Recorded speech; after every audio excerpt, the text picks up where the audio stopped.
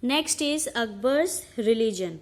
Akbar believed strongly in the principle of Sul-e-Kul, or universal peace or peace with all. So he used to believe in a strong principle known as Sulk-e-Kul, which means universal peace or peace with all.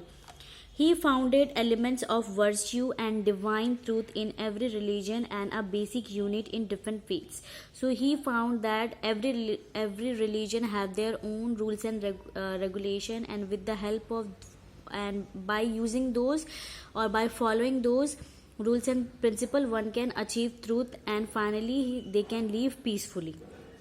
Based on his understanding and appreciation of various religions, in 1582 CE, Akbar announced the formation of a new religious order which he called Din-e-Ilahi, or divine faith. So what does the meaning of Din-e-Ilahi? It is means divine faith. So as he respected all the religion, he finally announced the formation of new religion known as Din-e-Ilahi. The Din-e-Ilahi was a combination of the religious idea of major religion. So the Din-e-Ilahi was a combination of all the religious ideas of all the religion. The objective was to establish a religious order with which be acceptable to the Hindus, Muslim and other communities, and to promote universal brotherhood and national unity. So what was the main objective to establish the Din-e-Ilahi? It was to establish a religious order in which all the different types of religion will be their rules and regulation will be accepted, and thus by using these they can promote universal brotherhood or bhaichara and national unity among themselves. The main feature of this religion was belief in one God and recognition of the emperor as God's representative on earth. So what was the main feature of Din-e-Ilahi? Was that it was a belief in one God. That means there is only one God.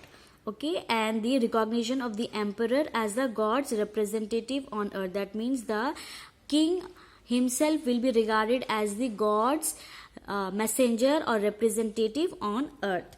The Din-e-Ilahi was more like a code of moral conduct. So Din-e-Ilahi was more like a code of moral conduct where all the rules and regulations are being placed. There were no sacred books, no priestly classes, no places of worship and no rituals. So in Din-e-Ilahi there were no you can say holy book such as Quran, Bhagavad Gita, Bible and so on, and no priestly classes, no priest or no Maulvis used to teach them, no places of worship there and no ritual, and there was no worship and they were not conducting any rituals.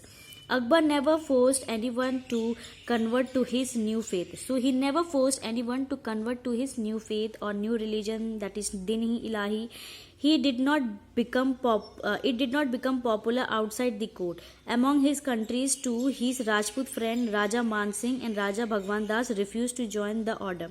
So there were many people who refused to join this order. Birbal was the only Hindu courtier to accept it. So from Hindu, only Birbal was the one who accepted the Din-e-Ilahi rules and regulation. The Din-e-Ilahi came to an end with Akbar's death. So after Akbar's death, the Din-e-Ilahi was ended. So this is all about Akbar's religion and his new faith, that is Din-e-Ilahi.